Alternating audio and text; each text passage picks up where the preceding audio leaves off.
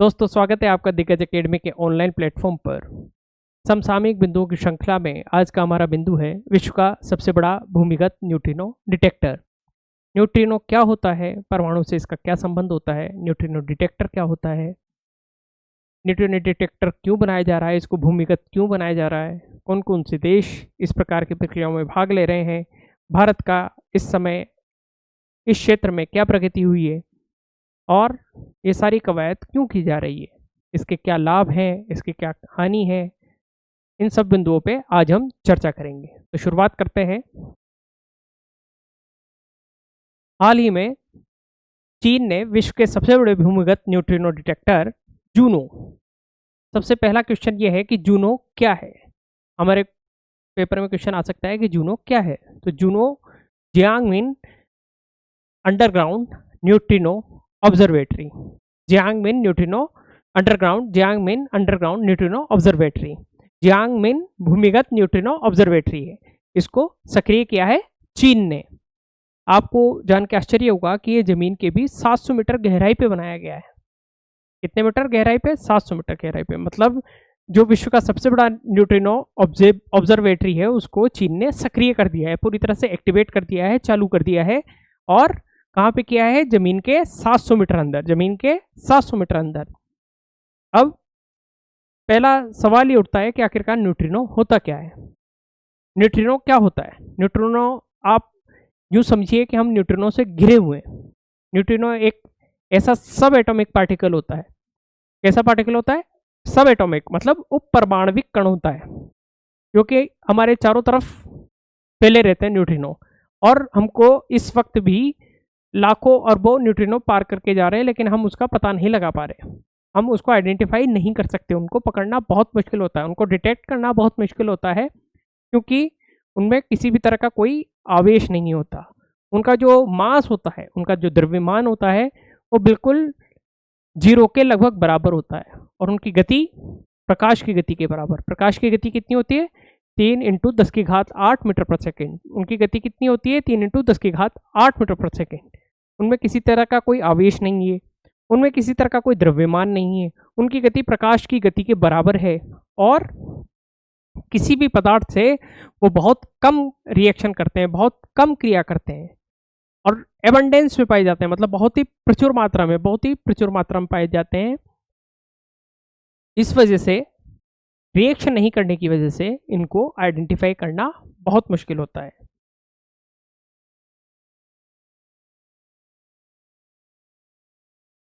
दूसरा पॉइंट ये आता है कि आखिरकार जो न्यूट्रिनो है उनकी उत्पत्ति कहाँ से हुई है। तो न्यूट्रिनो सब एटॉमिक पार्टिकल है। न्यूट्रिनो कैसे है कि सब एटॉमिक पार्टिकल है। सब एटॉमिक पार्टिकल है मतलब किसी न किसी न्यूक्लियर रिएक्शन से इनकी उत्पत्ति हुई है। न्यूक्लियर रिएक्शन होती है जैसे कि सन है, सूर्य से जो हमें ऊर्जा मिल रही है वो किस तरह से ऊर्जा मिल रही है, वहाँ पे नाभिकीय संलयन की क्रिया चल रही है। नाभिकीय संलयन से और दूसरे जितने भी स्टार्स होते हैं, सूर्य भी हमारे सोलर सिस्टम का सबसे बड़ा तारा है, और दूसरे जितने भी स्टार्स हैं जिनमें न्यूक्लियर एक्टिविटी चल रही है, तो वहाँ से न्यूट्रिनो निकलते रहते हैं।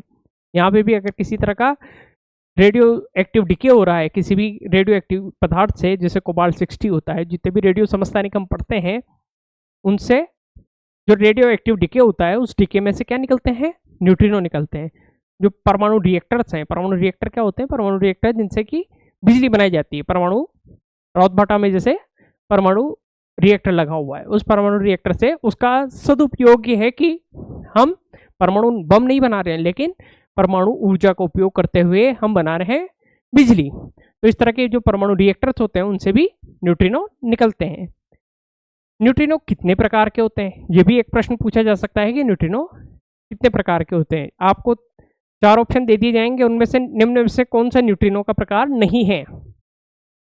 इलेक्ट्रॉन, म्यूएन और टाउ। 3 ही टाइप के न्यूट्रिनो होते हैं। एक तो इलेक्ट्रॉन न्यूट्रिनो होता है, एक म्यूएन न्यूट्रिनो होता है और एक टाउ न्यूट्रिनो होता है। इलेक्ट्रॉन, म्यूएन और टाउ न्यूट्रिनो। चीन ने जो बनाया है वो है न्यूट्रिनो डिटेक्टर। न्यूट्रिनो डिटेक्टर आखिरकार किस तरह से काम करता है? न्यूट्रिनो डिटेक्टर आखिर किस तरह से काम करता है? तो न्यूट्रिनो डिटेक्टर के बारे में देखते हैं। कि जो न्यूट्रिनो डिटेक्टर होता है, न्यूट्रिनो डिटेक्टर, इस तरह का जो न्यूट्रिनो डिटेक्टर होता है ये पृथ्वी के अंदर स्थापित किया जाता है। पृथ्वी के अंदर इस न्यूट्रिनो डिटेक्टर को स्थापित किया जाता है। अंदर क्यों स्थापित किया जाता है? अंदर इसलिए स्थापित किया जाता है क्योंकि भूमि के ऊपर जहाँ सरफेस पे हम रह रहे हैं, पृथ्वी के धरातल पे, वहाँ कई तरह के रेडियो एक्टिव पदार्थ हैं, कई तरह के रेडियो एक्टिव पदार्थ हैं, कई तरह की विकिरण है, कई तरह की रेडिएशन से। तो वो ये बहुत ही माइन्यूट जो है न्यूट्रिनो बहुत ही माइन्यूट एक्टिविटी करता है, रिएक्शन नहीं है इसके बिल्कुल भी, इसकी जो है प्रतिक्रिया नहीं है, प्रतिक्रिया नहीं होने की वजह से इसको डिटेक्ट करना मुश्किल है। तो इसको भूमिगत रूप से बनाया जाता है। भूमिगत रूप से बनाने से क्या होता है कि एक तो जो धरातल के ऊपर बनने वाले जितने विकिरण है उनसे बच जाता है। पॉइंट नंबर 2 की जो कॉस्मिक रेज आती है हमारे वातावरण से, जो स्पेस से, अंतरिक्ष से जितनी भी तरह का रेडिएशन आता है वो भी धरातल के अंदर प्रभावित कम करता है, इसलिए इसको भूमिगत रूप से बनाया जाता है।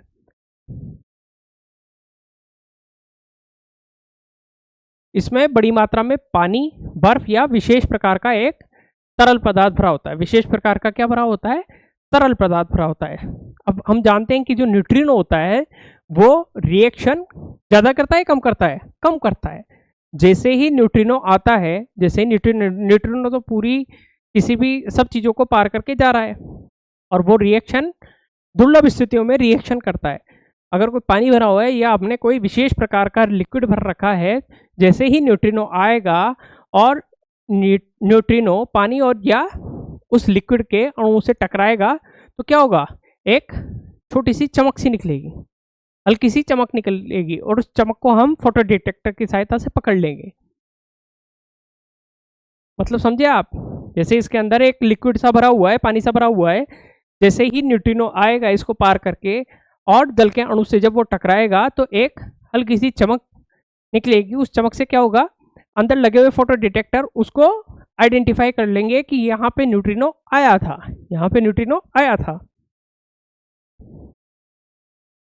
अब न्यूट्रिनो डिटेक्टर की आखिरकार आवश्यकता क्यों पड़ी? सबसे पहला मैंने जैसा बताया कि सूर्य और तारे जो होते हैं उनके अंदर नाभिकीय संलयन की प्रक्रिया चलती रहती है।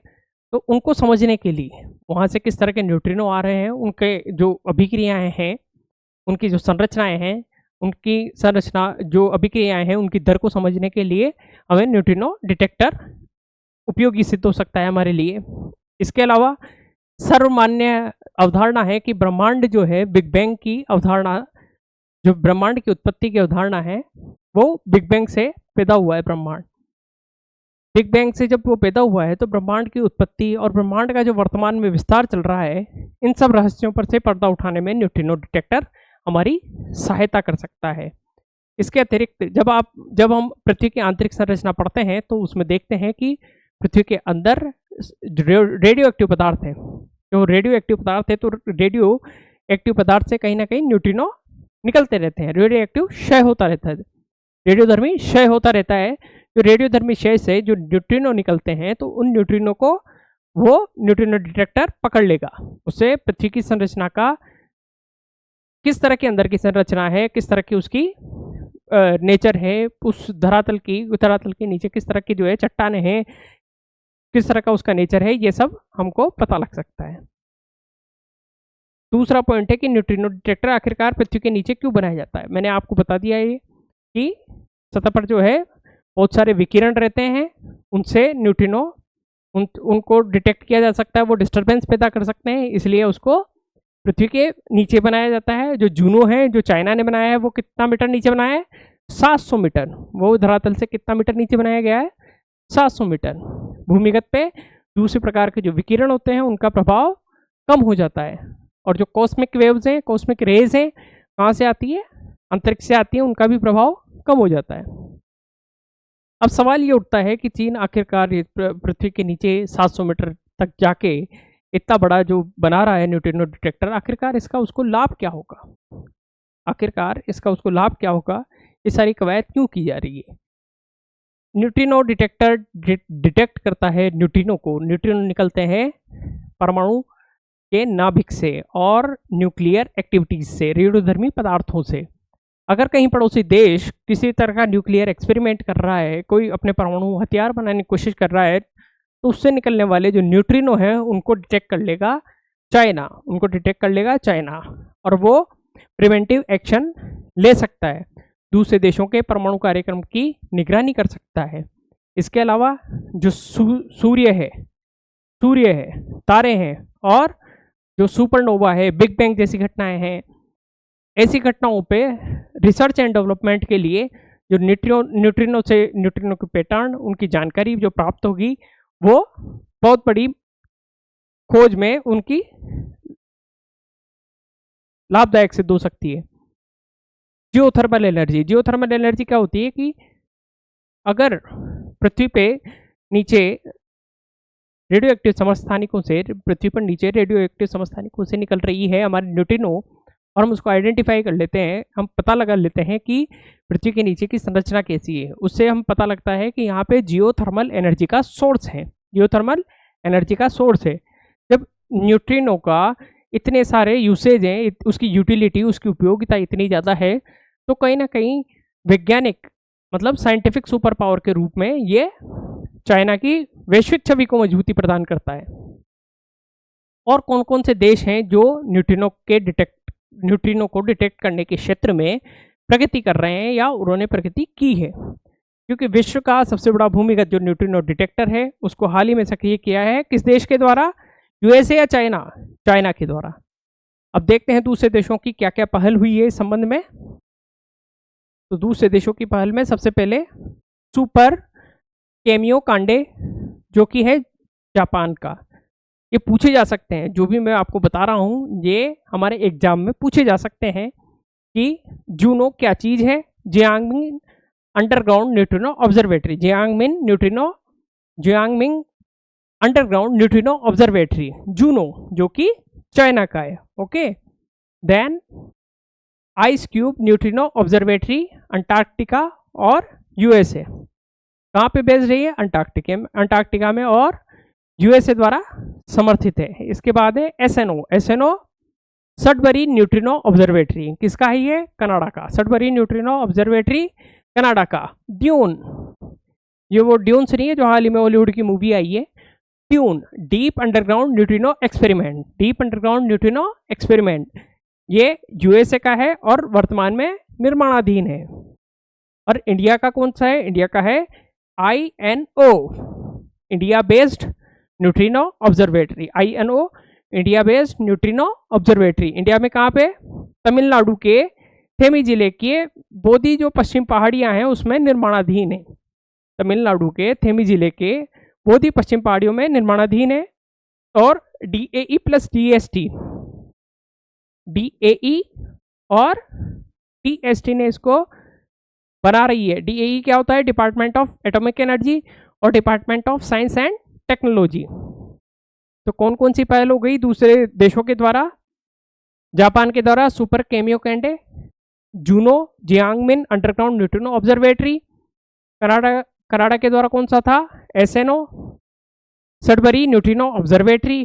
Dune deep underground neutrino experiment USA के द्वारा। और INO India based neutrino observatory Tamil Nadu के थेमी जिले के बोधी पश्चिम पहाड़ियों में। DAE department of atomic energy और DST department of science and technology मिलकर इसको बना रहे हैं। और आइस क्यूब न्यूट्रिनो ऑब्जर्वेटरी जो कि अंटार्कटिका में स्थित है, वो कौन बना रहा है? वो भी यूएसए के द्वारा ही समर्थित है।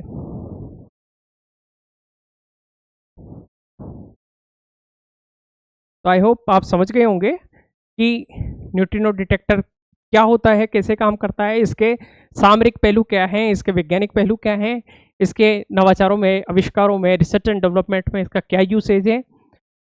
तो इसी तरह से बने रहिए दिग्गज एकेडमी के साथ। धन्यवाद।